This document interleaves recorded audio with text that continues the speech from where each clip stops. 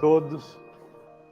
Inicialmente, queria agradecer o convite feito pelo Boracá. Eu ajudo na organização da reunião e ele me pediu que falasse sobre esse tema de anticoncepção. Queria lembrar o seguinte: entrei na anticoncepção de forma sem querer, professor Carlos Alberto Salvatore, não tinha ninguém para ficar no ambulatório de planejamento, era o Marcos Paulo Peliciari de Castro e o Diogo, que me ensinou a colocar os meus primeiros DIUs. E aí eu e o Filassi, como eram os preceptores, nós fomos fazer ou tampar o buraco, assim como no climatério. E aí eu estava na área da mastologia, aí me entusiasmei muito, viu, Ruiz e Luiz Carlos, por essa área, e fiquei. Essa área é bastante interessante e algumas pessoas talvez não tenham, não se fala tanto no mérito que tiveram e que tem até hoje, né? Aqui é a história da pílula. Primeiro, a pílula anticoncepcional, nome Enovide, Gregory Pincus e John Rock. Na verdade, o John Rock era o chefe do Gregory Pincus. Toda a pesquisa é Gregory Pincus. E também, na verdade, na primeira publicação, sai também o nome do ministro da Saúde de Porto Rico, né?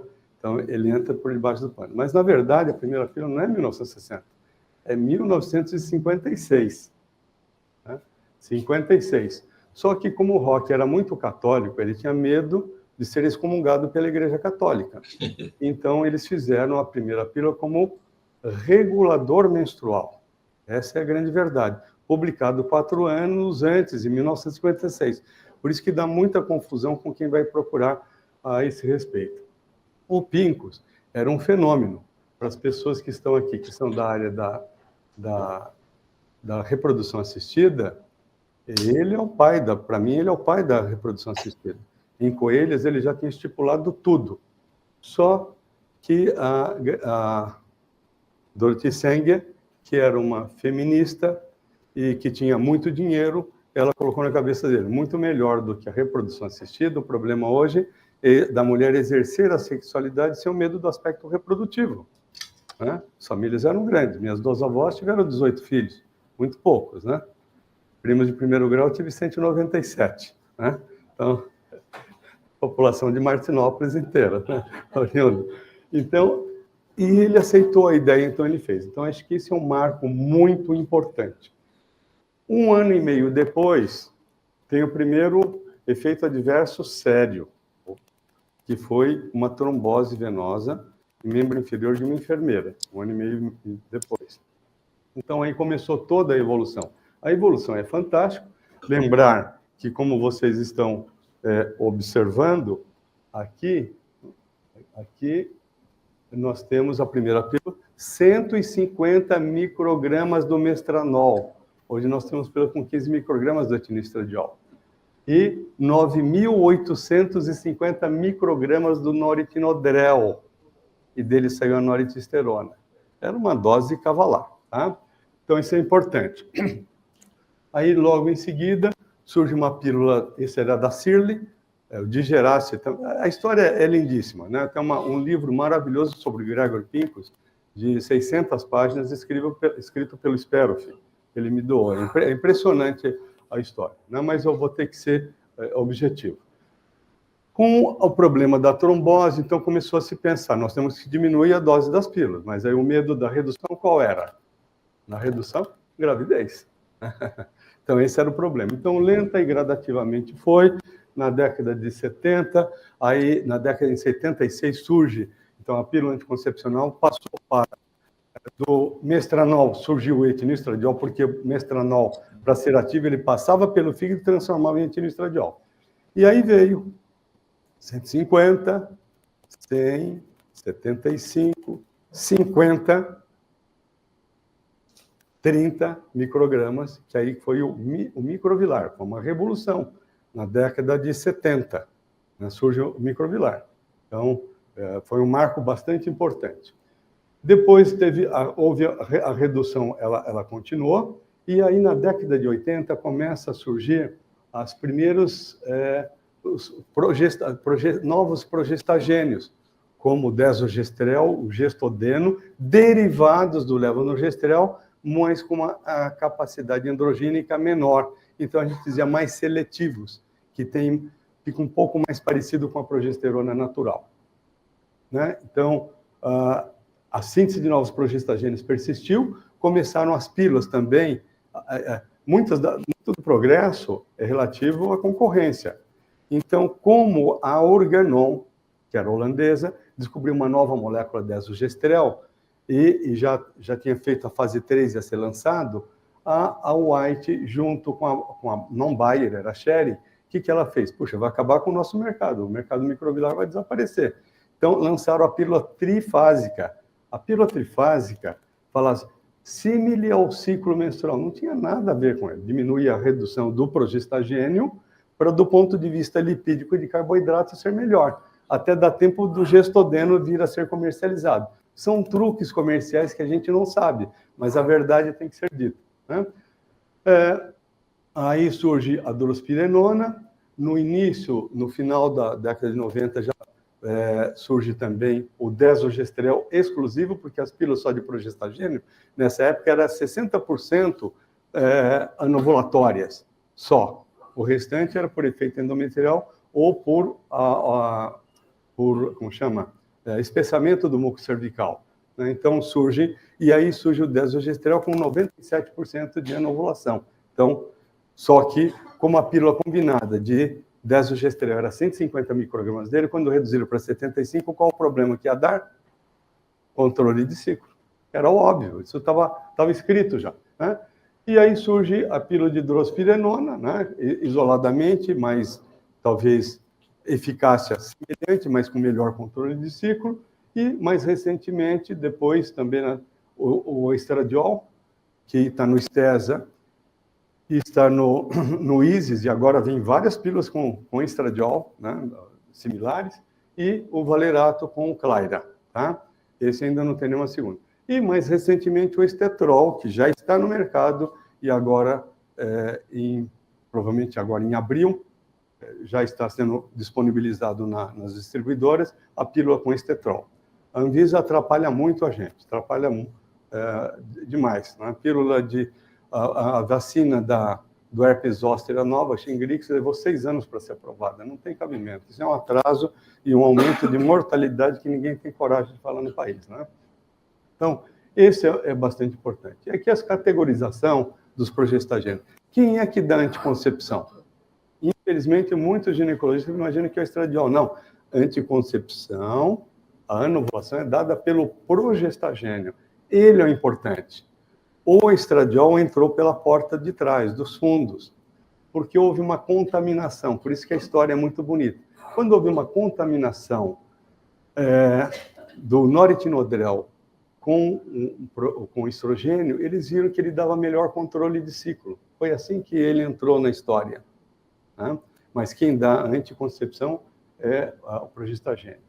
E aí surgiram os progestagênios, né? Aqui, noritesterona, da língua inglesa é noritindrone. E é interessante que era laboratório Sirle, que era inglês. O de Gerar se descobriu no deserto mexicano, colocou o nome de noritesterona, quando os americanos trazem, chamam de noritindrone. Aí vem o levonorgestrel, que é mais ativo, o norgestimato, que nunca entrou no país como anticoncepção, nunca entrou, mas os Estados Unidos têm, o gestodeno e desogestrel, e o dienogeste, que ele não é um derivado bem daqui. Nenhuma classificação de progestagênio é completa, ela é ideal. A melhor é do Schindler, mas que teria que fazer algumas modificações. E o derivado da 17-hidroxiprogesterona, como o caproato de hidroxiprogesterona, clormadinona, que está na pílula anticoncepcional, e o ciproterona. Derivados da 19-norprogesterona, nomigestrol. Essa é uma família fantástica, pouco utilizada no Brasil, e que está na pílula a Estera e a ISIS, né, que é o acetato de megestrol. Mas tem outros progestagênios excelentes, e o Population Calcium tem agora o que o Elzimar chamava elcometrina. Elcometrina, eu falo para ele, esse é o nome. É o de Elzimar, Co de Coutinho, Elzimar Metzke Coutinho, e aí ele inverteu. O Met, que era não é do que vocês estão pensando, mas era do sobrenome dele, né? Elcometrina.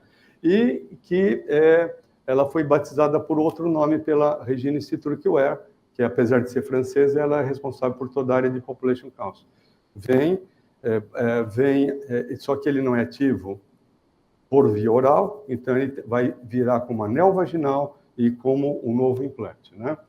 E tem o 17-alfa-espironolactona, que é a drospirenona, né? Então, é uma classificação resumida para mostrar de uma forma mais adequada.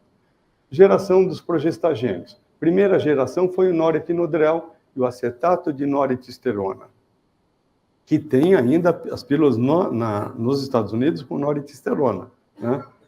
Eu acho que não tem mais sentido. A segunda geração é o norgestrel, norgestimato, mas principalmente na América Latina é o levonorgestrel. Terceira geração, gestodeno e desogestrel. O acetato de nomigestrol, para mim, seria a quarta geração, tá? E o dienogeste também. Eu acho que é a quarta geração. E a quarta geração também entra a drospirenona. Aqui está correto, tá? Anticoncepção no período tardio, né? Esse é um outro avanço também. É a questão do controle do sangramento e a questão da trombose, tá? Vantagens dos novos progestagênios.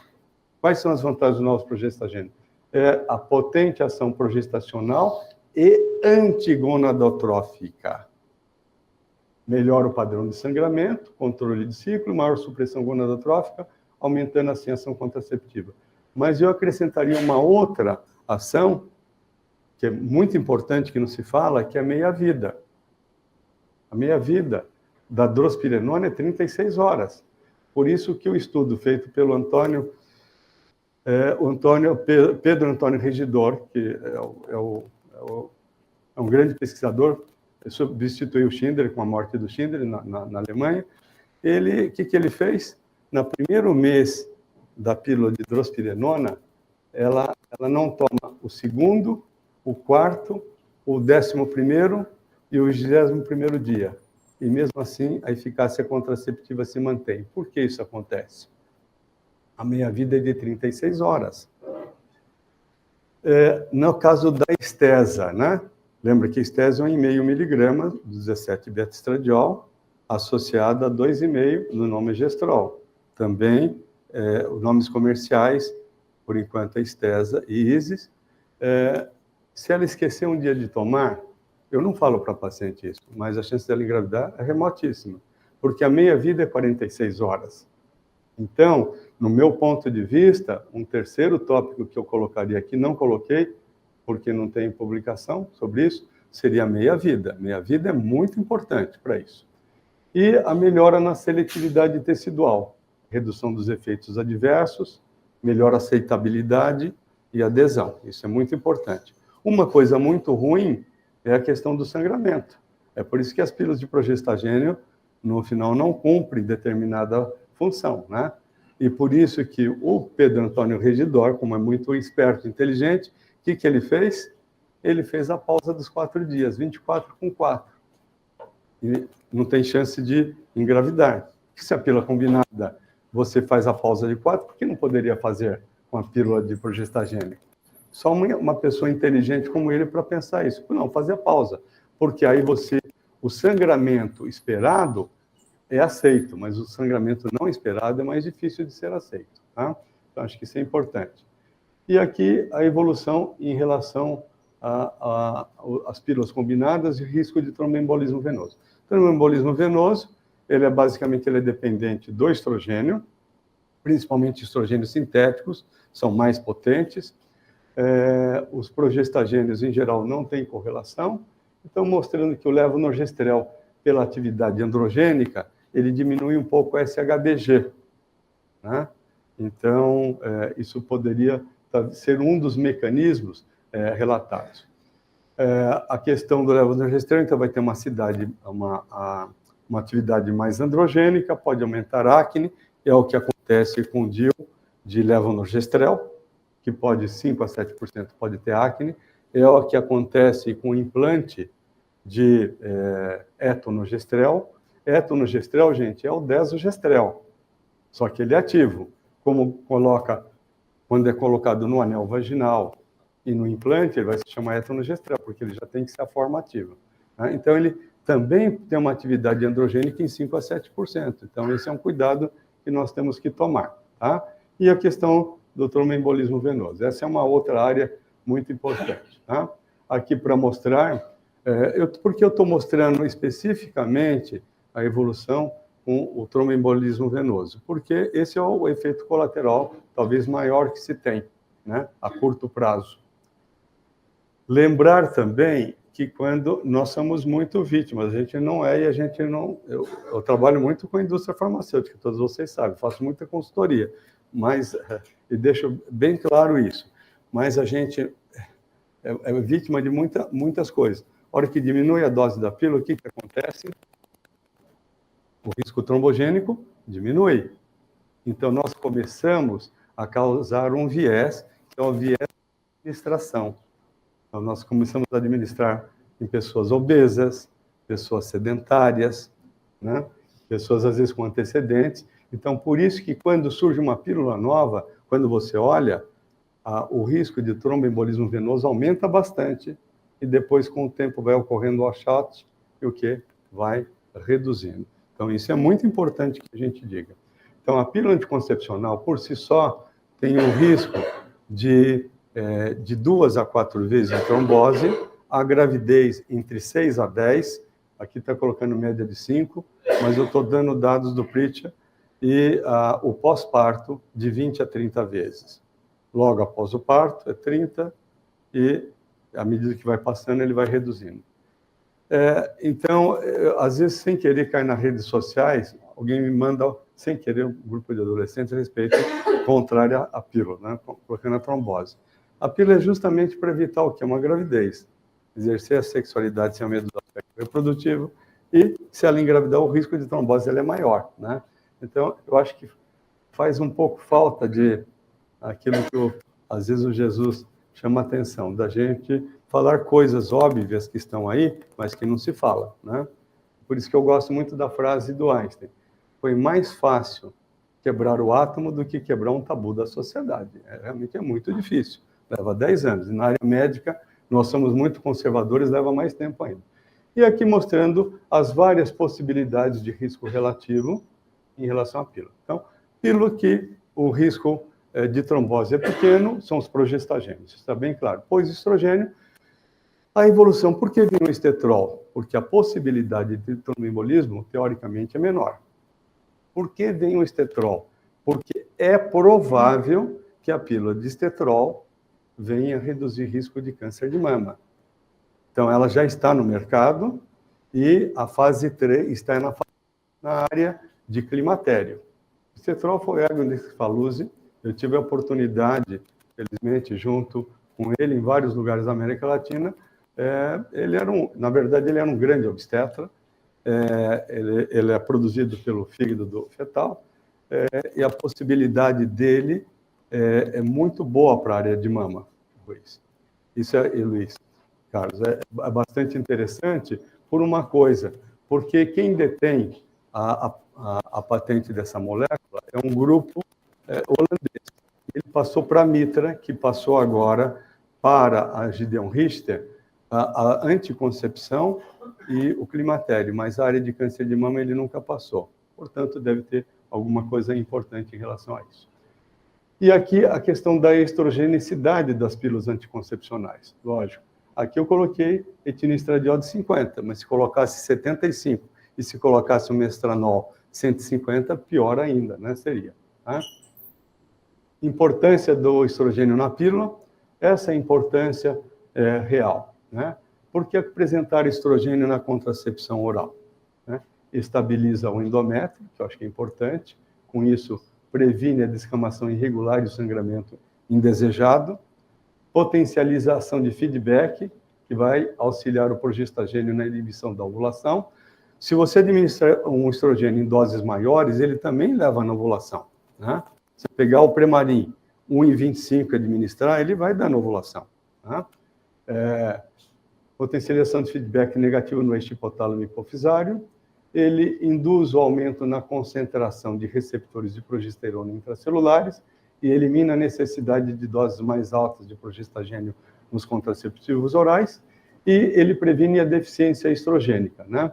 E isso impede com que aquele endométrio fique atrófico. E não esqueça uma outra coisa, o que o progestagênio faz na parede vaginal? Ele leva uma atrofia, e isso leva a uma dispareunia de entrada e principalmente de profundidade. Então, por isso que o estrogênio entrou na anticoncepção e por isso que ainda ele se mantém, por esse motivo. Principais causas que levam ao abandono das pílulas combinadas, o principal evento adverso estudo prospectivo de 1.600 mulheres, 15 a 30% havia abandonado a pílula. Maior causa foi o sangramento irregular, foi a maior causa, 12%. Náusea 7%, ganho de peso 5%, alteração de humor 5%, mas a maior causa foi o sangramento irregular, que continua ainda sendo, né? O que dá menos irregularidade menstrual, que dá melhor controle de ciclo, é uma combinada, mas não pílula, é o anel vaginal. E por que é o anel vaginal? Porque ele libera uma quantidade pequena, mas constante. Por isso que ele também é muito bom para o humor deprimido. O que é a tensão pré-menstrual? A tensão pré-menstrual, ela ocorre por redução e por queda do estrogênio. Quanto antes o estrogênio cair em relação à progesterona, é maior o número de dias de tensão pré-menstrual. Quanto maior a queda do estrogênio, mais intensa a tensão pré-menstrual. Estrogênio, eu estou aproveitando aqui, dou outros conceitos. Estrogênio, ele é um antidepressivo. Toda vez que eu falo isso, os psiquiatras querem me matar. Ele é um antidepressivo de baixa potência. Quais são as duas famílias atuais boas de antidepressivos? O inibidor seletivo do receptor, da recaptação da serotonina, e os duais, serotonina e noradrenalina.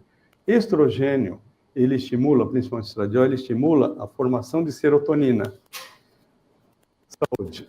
E ele bloqueia a CONT, que cataboliza. Portanto, ele aumenta a serotonina na região entre dendritos e axônio. Ele aumenta a produção da noradrenalina ou norepinefrina e bloqueia a CONT, que também degrada. Então, ele é um antidepressivo. Daí, o sucesso que o Cláudio Novaes Soares, né, nós trouxemos ele fez o doutorado comigo, mas ele era da psiquiatria, ele foi para Harvard, se tornou um fenômeno, ele é atual presidente da sociedade, que seria a antiga North American Menopause Society, que hoje chama-se Sociedade Americana de Menopausa. Ele está como titular em Toronto e ele é o atual presidente. Tá? Então, quando ela abandona, tem o grande risco que é a gravidez indesejada. Né? Então, aqui são os estrogênios naturais, uma hidroxila, uma hidroxila, estrona, 2 hidroxilas de estradiol, 3 hidroxilas tri, né?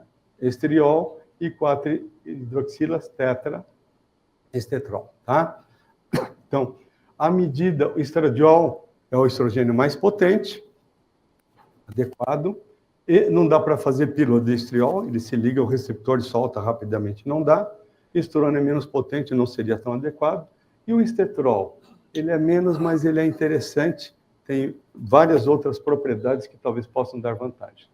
E perfil farmacocinético único do estetrol, a biodisponibilidade dele oral ele é elevada, 70%, ligação com as proteínas plasmáticas sem ligação com a SHBG, então ele interfere menos, eu acho que é bastante importante.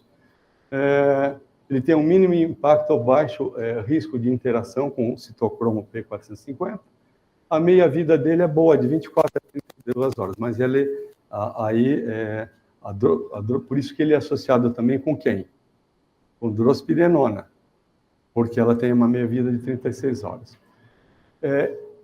Quando você, por exemplo, quando administra um estrogênio por via oral, ele cai no fígado, 1/3 é destruído. E menos entre 10% a 15%, ele é conjugado. Então, ele diminui a ação. Tá?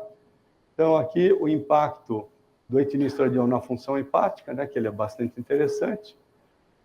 Ele faz um efeito no metabolismo hepático muito grande, aumenta a síntese dos fatores de coagulação, aumentando o tromboembolismo, etinistradiol. Ele, em modificação dos parâmetros lipídicos, aumenta bastante triglicerídeos e ativação do sistema renina, angiotensina, aldosterona. Por isso que o etinistradiol aumenta a pressão arterial. Tá? Estrogênio via oral não aumenta, então não tem contraindicação uma mulher, por exemplo, hipertensa. Risco aumenta para mulheres acima de 35 anos, daí a grande divisão, né? Fumantes com mais de 35 anos não pode tomar pílula, uma série de coisas com os 35 anos. Risco aumenta em mulheres com comorbidades, como obesidade, diabetes, hipertensão, e às vezes essa paciente está na nossa frente. Lembrar hoje que 50% da população é obesa ou tem sobrepeso ou obesidade. Isso é um grande fenômeno, que provavelmente só não vai acabar por causa da questão do preço dos medicamentos, né? Vem novos medicamentos aí. Tem um novo da Novo Nordisk, que dupla molécula, que dá 30% de redução de peso. E vem também um já que foi levado ao FDA, idealizado por um israelense, que você toma, ele cai no estômago e ele distende o estômago. Distendeu, o que vai acontecer? Saciedade, né? E depois, mais ou menos de uma semana, ele é destruído e elimina como nada, quase sem efeito colateral. Então, a obesidade vai ser uma coisa no futuro, né? E eventos adversos como mastalgia, porque o etinistradiol é muito potente. Esteretrol é um estrogênio nativo, com atividade bastante seletiva, e acho que de forma muito adequada em relação, principalmente eu gostaria de chamar a atenção na questão mamária, né? Tem uma atividade antiestrogênica, um efeito antagonista na proliferação, na migração e invasão de células mamárias, presença do estradiol. Eu gosto de chamar a atenção o seguinte: uma mulher que tem bom nível estrogênico, se eu der estriol, ele é agonista ou ele é antagonista do estradiol? Essa é a pergunta que eu faço. Ele é antagonista, porque ele vai competir com o estradiol pelo receptor. Como ele tem uma ação fraca, ele tem uma ação de 1% do estradiol, ele é um antagonista. Numa mulher na pós-menopausa, cujo nível estrogênico está baixo, se eu der o estriol, o que ele é? Antagonista ou agonista? Ele é agonista, porque não tem nível. Então, a gente não pode esquecer que ele funciona como um SERM no período de pós-menopausa e ele funciona como um antagonista na fase de idade reprodutiva. Então, isso é muito importante que coloque. E a gente cada vez mais vai ter que ter, Maurício, um dicionário de siglas do nome dos estudos e de novos produtos que existem com novas denominações como essa daqui, né? Estrogênio nativo com atividade tecidual seletiva. Realmente ele é.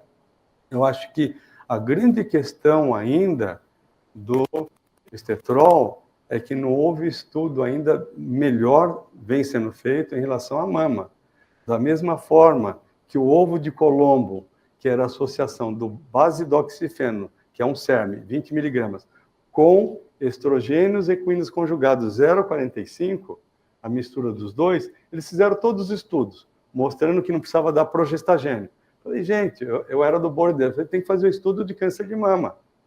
Porque se mostrar que não aumenta o risco de câncer de mama, ou se ela teve câncer de mama não aumenta a recidiva, acabou. Temos um produto que resolve tudo, mas eles não fizeram. Lógico, era da White, a White Baracá trabalhou com basidoxifeno, aliás, você trabalhou já com associado, né? Não? Só com base? Definição da dose. Definição de dose. Eu, com o César, nós trabalhamos com o fase 3, né? Só do basidoxifeno para osteoporose. Eu não me conformava, eu trabalhei muito com CERN, e eles pensavam só como substituto ao bisfosfonato. Eu falei, gente, não dá. Lá tem um Carl Lewis, é os bisfosfonatos. Aqui tem uma pessoa que está andando na rua que vai correr nos 100 metros. Não dá para comparar. Então, isso é bastante importante. Seria o ovo de Colombo. Só que agora está sendo reativado a questão do bacidoxifeno com estrogênio e conjugados. Porque na época do Covid, quem vendeu muita vacina foi a Pfizer. A Pfizer basicamente, né? Então agora está sendo reativado. Então essa questão eu acho que ela é muito importante. A segunda questão importante é a questão da neutralidade. E isso pode dar uma grande alavancada nas pílulas anticoncepcionais nos tempos atuais. Então aqui tem a drospirenona com estetrol, essa seria a dose, no regime 24/4. Eu, particularmente, a mulher gosta de menstruar hoje em dia? Não. Por questões laborais, por uma questão de higiene, por questões sexuais, por questão de atividade física, por uma série de coisas. Então, eu, particularmente, sempre quando surge uma pílula anticoncepcional, eu nunca dou com os 4 dias de placebo. Eu tiro, falo, você quer menstruar? Não, então usa direto. Lógico, usar direto não dá para todo mundo vai ter sangramentos irregulares. E aí, isso depende de cada uma, aí você pode fazer a pausa ou não, tá? Então, acho que isso é importante. Sangramentos programados, né? Cada vez estão ficando melhores as pílulas anticoncepcionais em relação a isso, né? A questão da drospirenona, isoladamente 4 miligramas, ela também veio ajudar bastante. Eu acho que ela é uma forma excelente também para isso, só que ela pode dar sangramento irregular, mesmo no sangramento programado. Eu, particularmente, quando prescrevo, eu prescrevo direto. Se começar a ter muito sangramento irregular, eu peço para fazer a pausa. Lembrar que toda vez que entra com anticoncepcional, a chance de sangramento irregular, ela pode chegar a 15%, 20%. Então, a gente tem que orientar. A pílula com acetato de megestrol, 2,5, com 1,5 miligrama de 17-beta, que eu vou dar nome comercial, já falei aqui, Estesa e Isis, ela chega a dar 30% de amenorreia já no primeiro mês. Por que isso? Porque a meia-vida do megestrol é 46 horas. Meia-vida longa é um aspecto bastante importante, né? Por isso que eu sempre falo, o Maurício que está aqui, que mexe com endometriose, para mim o melhor progestagênio para endometriose não é o Dianogest. O melhor disparado, e Osimar Coutinho tinha razão, é o acetato de megestrol. Ele tem uma meia-vida muito longa, tem uma grande ação. Tanto é verdade, por isso que eu gosto de fazer parâmetros, né? Que às vezes o pessoal da indústria quer me dar um tiro com uma baia, né? O que é o Claira? Valerato de estradiol. 2 miligramas do valerato equivale a 1,5 do 17-beta. Qual é o progestogênio do Claira? Dianogest. Qual é o progestagênio do Alurene? Dianogest. Por que o Claira teve que ser quadrifásico? Para poder dar bom controle de ciclo. Por que o Isis, Estesa e Isis, ele é monofásico? Porque ele dá bom controle de ciclo sendo monofásico. O que é melhor para nós médicos? Quando a paciente, doutora, eu estou aqui, estou tendo sangramento. No Claira, você tem que saber todas as fases, né? Os primeiros 2 dias só estradiol. Se você não souber, fica difícil. Quando ele é monofásico, o que é fácil? É fácil você falar. É fácil você dar conduta, né? Então, por isso que eu acho que são aspectos importantes que já tem, mas nós não temos mais o Lutenil. O Lutenil é da Teramex, e eles não introduzirão no Brasil. Eu já pedi para eles que, se eles quiserem, me dê a possibilidade da comercialização. Um progestagênio magnífico, tá? Então, eu falo que os progestagênios, eles podem ser muito bons e ajudar em uma série de coisas. Então, eu diria para vocês aqui a questão da drospirenona, que eu queria colocar, e eu vou terminar, porque acho que eu já estou em cima do meu horário.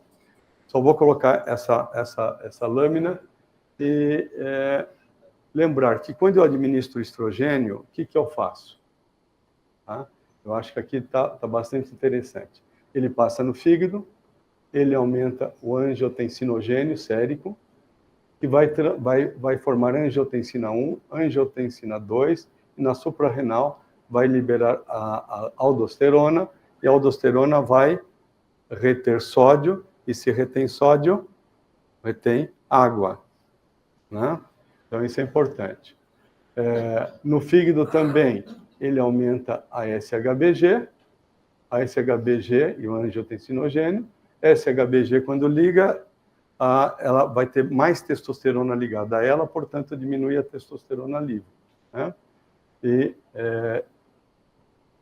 isso seria bom para a pele.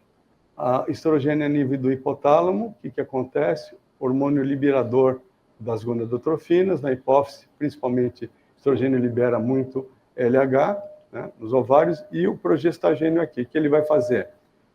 Ele tem uma ação anti-aldosterona, ele vai se ligar no receptor e vai inibir a absorção de sódio, com isso ele vai aumentar a excreção de água, né?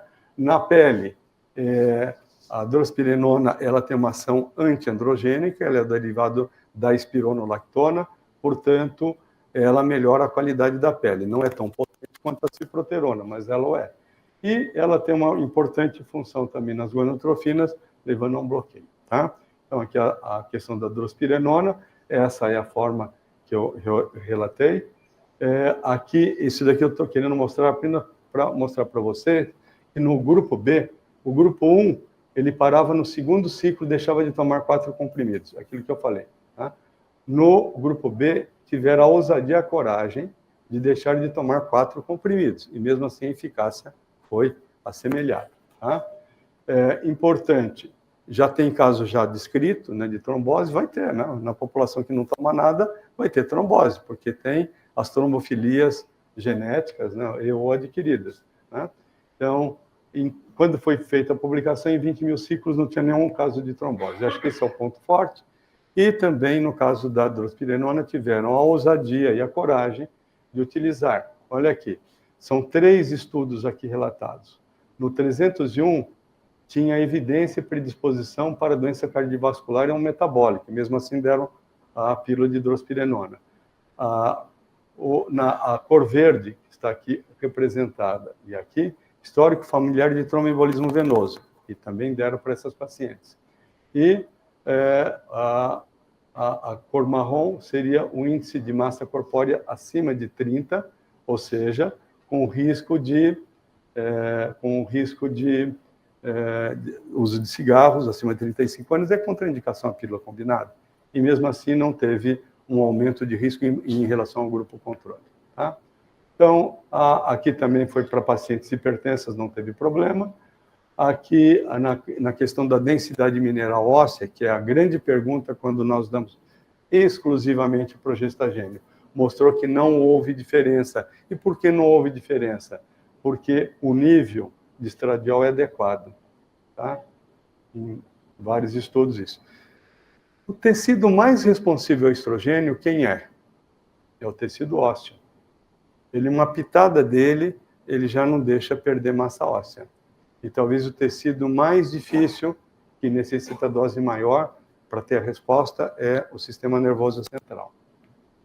Daí, o Cláudio Novaes, quando fez a tese, era transdérmico de 100, em mulheres que não tinham, isso para reposição hormonal, mulheres sem depressão endógena e que tinham na transição menopausal, tinham depressão. Então, punha o de 100. Por que o transdérmico e não o gel? O gel também pode ser chamado de percutâneo. Porque o gel, ele sobe e aí ele cai. O transdérmico, ele mantém o nível. A flutuação hormonal não é boa para a depressão. Ela é ruim. Por isso que pode reparar, mulheres depressivas com ciclo menstrual, no pré-menstro, em geral, a depressão ela piora, tá? Então, isso é importante. E aqui para mostrar que nas várias formas, tudo depende do nível de estradiol. Quem é ruim para o nível de estradiol baixo é o injetável trimestral Depo-Provera. Agora tem o Depomês, 150 miligramas, o nível de estradiol é muito baixo, tá? E mulheres durante a lactação não houve problema em relação ao feto. e aqui não houve problema de hiperplasia, já era óbvio, né? Estava na cara, progestagênio, ele é bom.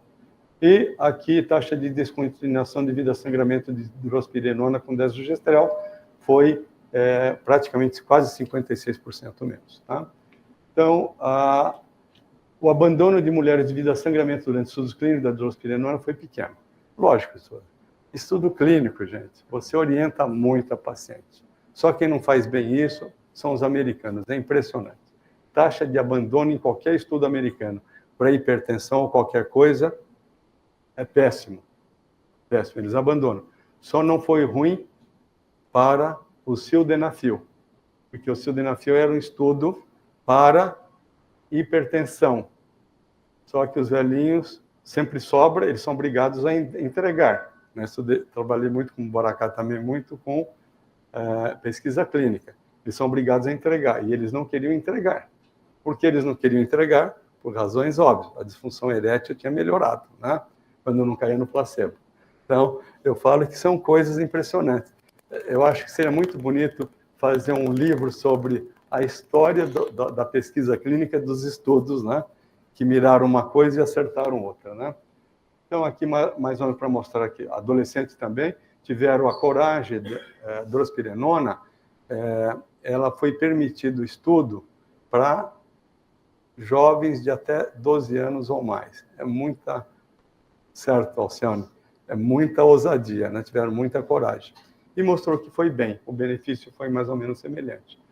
Lógico que como a drospirenona é boa para a pele, na hora que você fala isso para uma adolescente, é lógico que ela, né, se embevece. Tá? Então, eu trouxe mais ou menos esses aspectos, mostrando que as pílulas anticoncepcionais, quando a gente pensou que o término da evolução tinha sido com estradiol e valerato de estradiol, surgiu o estetrol. E os progestagênios ainda não terminaram. Nós não podemos esquecer que hoje a mulher tem 3 ou 4 tarefas, pelo menos, por dia, né? Trabalham, administram a casa, às vezes a educação dos filhos. Então, há uma tendência cada vez maior dos LARCs, dos métodos de longa duração e que sejam reversíveis. Mas não esqueçam também que existe um viés muito grande que foi habilmente feita pela Merck Sharp & Dohme, né, no estudo que foi realizado nos Estados Unidos, e pela Bayer.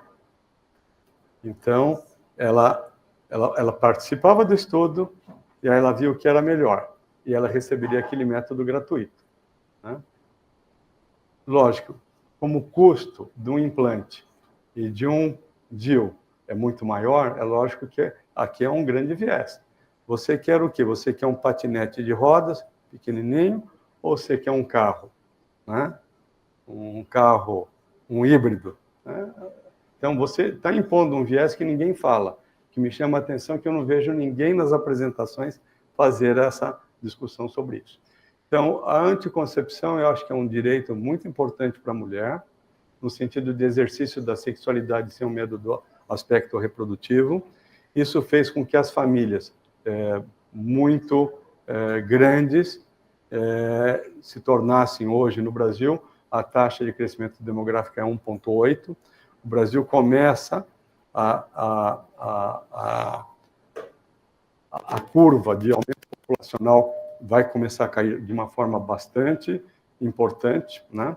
E nós não atingimos o ápice no sentido de distribuição de renda. Então, nós temos à frente um problema bastante importante pela frente. E eu gosto de falar, acho que eu já falei aqui, mas eu gosto de falar isso, se eu ressuscitasse um ginecologista, né, dos anos 40 ou 50, ele teria que aprender medicina. Naquela época, com um número grande de gestações precocemente, o que acontecia? Ia haver muito prolapso uterino, incontinência urinária de esforço, envelhecimento precoce da mulher, uma gravidez é uma sobrecarga gigantesca, com mortalidade mais baixa, né? Mortalidade, com a expectativa de vida mais baixa.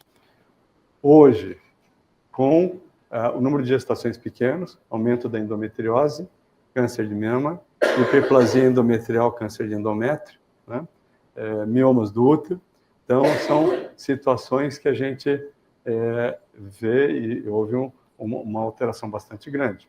Uma mulher na década de 40, 50, menstruava, quando muito, 30, 40 vezes, né? Um número de gestações muito grande. Hoje, ao contrário, né? A amamentação, em torno de 6 meses, mais 9 meses de gravidez, 15. Se ela teve 2 gestações, teve uma redução de 30 ciclos, né? Naquela época, 15 filhos, vamos colocar 15 filhos, vezes 15 meses, dá 225 ciclos a menos, né? Então, houve uma mudança bastante grande de paradigma. Portanto, em cada momento, ou determinadas ações, muda bastante. Inteligência artificial, que o Theo Lerner gosta tanto, né? O aparecimento vai mudar uma série de coisas. A forma de nós escrevermos, as facilidades que dispõe e os problemas que também vão causar. Todo benefício causa um problema, né? Eu falo que na época da Covid-19 teve coisas boas que aconteceram, né? Talvez a questão da união familiar, de permitir as consultas online, né? Coisas que não eram permitidas, né? Então, só isso. Então, eu tentei trazer um aspecto da evolução da anticoncepção, e anticoncepção sozinha daria, histórico da anticoncepção, daria um congresso maravilhoso. Mas estou às ordens para os questionamentos.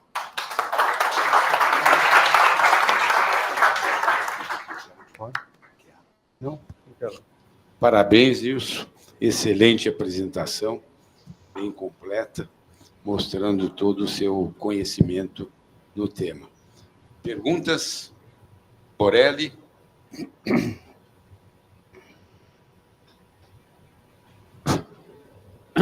Parabéns, Nilson. Obrigado pelas informações sempre diferentes quando você fala em hormônio. Eu vou fazer 2 questões, uma relacionada com o progestágeno e outra com o estrogênio. Você mostrou a mnemônica, né, do número de hidroxilas com o tipo de estrogênio. E o que tem 3 hidroxilas, que é o estriol, né, ele é um estrogênio teoricamente menos potente do que o estradiol. E o estretol como estrogênio, ele tem, estão visando ele até como reposição hormonal, tal. Como é ele na ação comparado com o estradiol em termos de potência? E a segunda, relacionado ao progestágeno, você falou de todos os efeitos colaterais e você não colocou alteração da libido. E parece que a gente tem, em alguns anticoncepcionais, mais, outros menos, esse tipo de queixa da paciente. Existe essa relação de algum progestágeno da alteração da libido mais do que outro, ou nenhum dá? Eu vou começar com esse que fica mais tranquilo. Eu tenho uma árvore que eu coloco a árvore do progestagênio, né? Então, o progestagênio, em termos de libido, o melhor progestagênio é que ele tem uma ação androgênica. E só o que tem ação androgênica pode passar pela pele. Então, quando eu vejo um ortomolecular ou nutrólogo administrando no mesmo produto, formulado, estriol, estradiol, pregnenolona, progesterona não passa. Eu tenho 2 casos de câncer de endométrio, Jesus, em pacientes depois de 10 anos, só com estrogênio pela pele e progesterona pela pele, ela não passa. Então, precisa ter uma ação androgênica para passar e também para a questão de libido também. Só que libido, homem é igual interruptor de lâmpada, né? A produção de testosterona é grande, liga e desliga. Um homem se desentende com uma mulher, daqui a pouco ele tem desejo sexual por ele como não se houvesse nada. Se eu perguntar para as mulheres, elas sempre me respondem. Não, para a gente é diferente, né? Então, porque a produção, na mulher, entram vários fatores, dos quais um deles é o hormônio, né?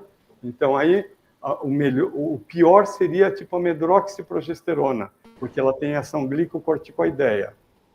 E o melhor seria aqueles que têm ação androgênica maior. A ciproterona também, teoricamente, não é boa, né? A drospirenona, teoricamente, também não.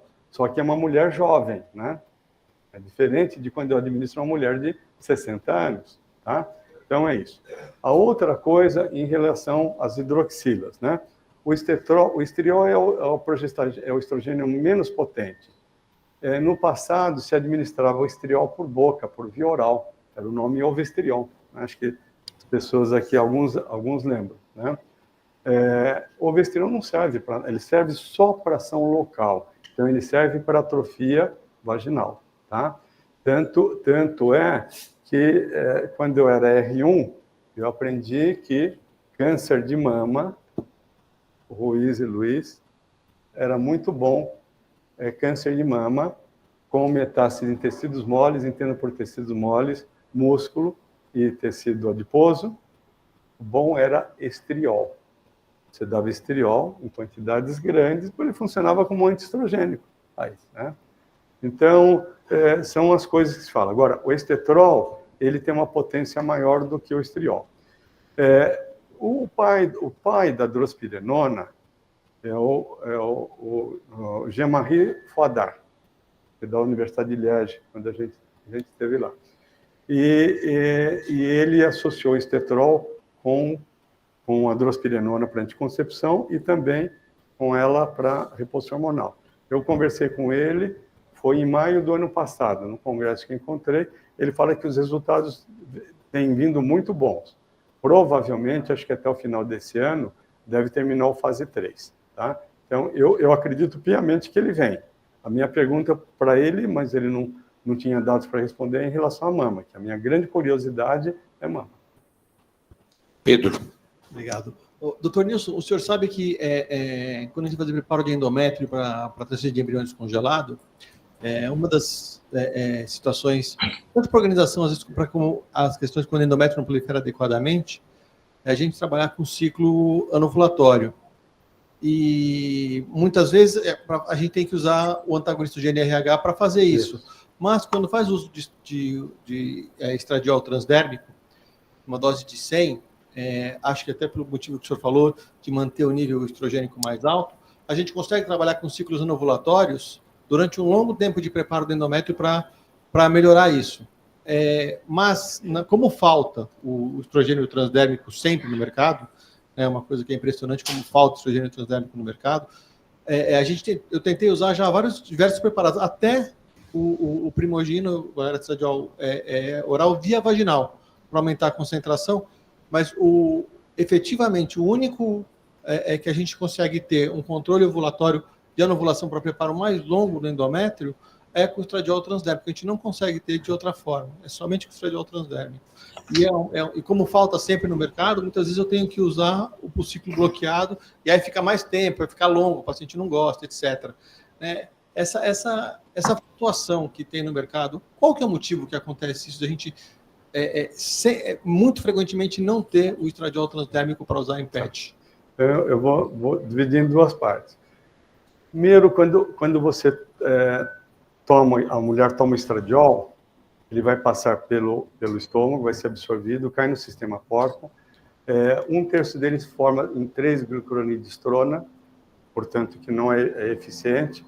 Outra parte metabolizada. Então, a dose tem que ser maior. Quando você dá por via oral, a dose baixa é o quê? 1 miligrama. Dose convencional, 2. Dose alta, 4 miligramas. E no transdérmico de 100 é dose alta. O que é o transdérmico de 100? 100 microgramas. Estou falando microgramas de um lado. Então, para mostrar que ele é importante. Outra coisa é que ele mantém o nível. E isso é fundamental para ciclo. Então, quando eu entendo vocês, às vezes, tendo que dar via oral, mas é inadequado. Aí é melhor dar o gel, só que o gel vai ter que dar dose maior e lambuza muita mulher. Agora vem o Lenzeto, que começa... A Drogaria São Paulo foi a primeira a comprar, já faz uma semana. Provavelmente, no final da semana que vem, nós temos o Lenzeto no mercado. Ele é tipo um pó que você coloca aqui, tipo uma ventosa. 1, dose baixa. 2, dose convencional. 3 ou 4, dose alta. Então, o Lenzeto já comercializa já a partir de abril. Tá? Então, a via oral não é boa. Não é boa. Ela é ruim. E ela flutua muito, para vocês em ciclo é péssimo. Não vai ter, não sei se deu para entender o mecanismo. A outra coisa importante é que Os transdérmicos não são fabricados no Brasil, são fábricas fora. Ou na Suíça, ou então o System, desculpa, o Stradot era na Califórnia, e o System também é nos Estados Unidos. Problema do dólar.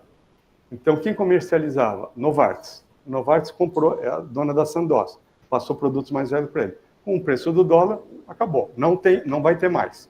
Nem Stalis, que é o combinado, e nem Stradot. Agora o System vai ter. O System desapareceu do mercado porque era da Janssen. Quando a Teramex entrou no Brasil para valer, e entrou no mundo para valer quando foi comprada por um grupo de investimento inglês, o que eles fizeram? Eles compraram o System. O que eles tiraram, que eu acho que foi uma besteira, foi o System 100. E eu justifiquei para eles que eles deviam ficar com o System 100 para as clínicas de fertilização, que cada vez vão aumentar mais, gente. Fertilização não tem mais jeito, vai aumentar mesmo, né? Quem está na área está feito. Então, eu acho que isso é importante. Mas não vai faltar o System 50. Então, vai ter que pôr 2 adesivos. Fica mais caro, mas é o melhor. Ponham o System 50, 2 adesivos. O 100, eles não vão trazer. Nilo Bosini. Bom, ô Nilson. Tá ligado? Tá ligado. Meus parabéns pela sua aula. Como de sempre, você deixa a gente sair aqui com inveja de saber o que você conhece das intimidades dos laboratórios. Não, intimidade eu não conheço nada. Não, a intimidade, a sua cabeça está voando do outro lado, é coisa de São Paulino, não pode pensar assim. A história é o seguinte, o que eu quero dizer é que o que você conhece é invejável, é uma maravilha isso, eu acho formidável. Aliás, é um mal de família que vocês têm. Será que eu estou falando a verdade? Claro, não ligo. O que eu queria ouvir de você é o seguinte, qual o conselho que você daria para um jovem que está hoje, um residente, ou mesmo um velho como eu, nesse sentido, que está atendendo em algum lugar, a gama de anticoncepcionais que existem, o comportamento que existe, não sei se você está entendendo. Entendi. O meu problema da história, o meu problema não, o problema geral das coisas. O fato que você é um bambambam no assunto. Nilo, eu acho o seguinte, nós temos 2 realidades, uma realidade do sistema privado e outra realidade do sistema público. Por mais que se fale, a realidade, qual é o produto que tem para reposição hormonal na pós-menopausa no Brasil? 0,0. Não tem, desde que saiu o Premarin. Não tem. Se fala tanto, vão contratar mais 2.200 médicos para a questão aí dos municípios, mas não tem o produto que ela precisa. Então, a primeira pergunta que eu falaria para ela é assim, a senhora pretende engravidar quando? Ela falar, daqui 5 anos. O que é melhor para ela daqui 5 anos? Uma coisa que não dependa dela. Concorda comigo? Eu vou preferir o DIU tem no sistema público, o DIU de cobre, né? Perfeito, vai aumentar o sangramento, tudo bem. Em alguns poucos lugares pode ter o implante, e menos ainda, outros lugares, muito poucos, o DIU de levonorgestrel. Não esqueça que o DIU chega a custar $1 para o sistema público, $1 que eu estou falando. Lembra que quando entrou a vacina HPV... E é disponível, né? E é disponível. Está disponível. Então eu vou fazer isso. Lembra que quando entrou a vacina HPV quadrivalente, que custava quase R$500, no sistema público custava R$68. Então, o sistema pode... E uma gravidez não planejada é um desastre. O custo que ela tem é alto. Então, eu faria isso. Não, eu pretendo engravidar daqui a 1 ano. Então, vou usar o quê? Um método reversível. Eu acho que mais adequado. Aí, a pílula que eu tenho. Se ela fala assim, se ela é obesa, se ela é sedentária, eu vou usar uma pílula de progestagênio. Tá? Então, com isso, você vai selecionando de acordo com aquela paciente, né? Eu acho que os algoritmos eles têm que ser feitos de acordo com a paciente na nossa frente. Ela tem hipertensão, não vai ser a pílula combinada. Tá? Então, mais ou menos isso que eu faria. Tá? E se ela tem, eu chamo a poligamia seriada, então aí eu acho que os métodos de barreira são fundamentais para diminuir o risco de doença, infecções sexualmente transmissíveis. Né? Tem que pensar sobre isso. Né? Eu chamo poligamia muito bom. seriada. É um termo mais atual para a gente falar, né? Que determinados temas a gente é um perigo. Muito bom. Professor Nilson, muito obrigado, parabéns. Uma salva de palmas para o professor Nilson.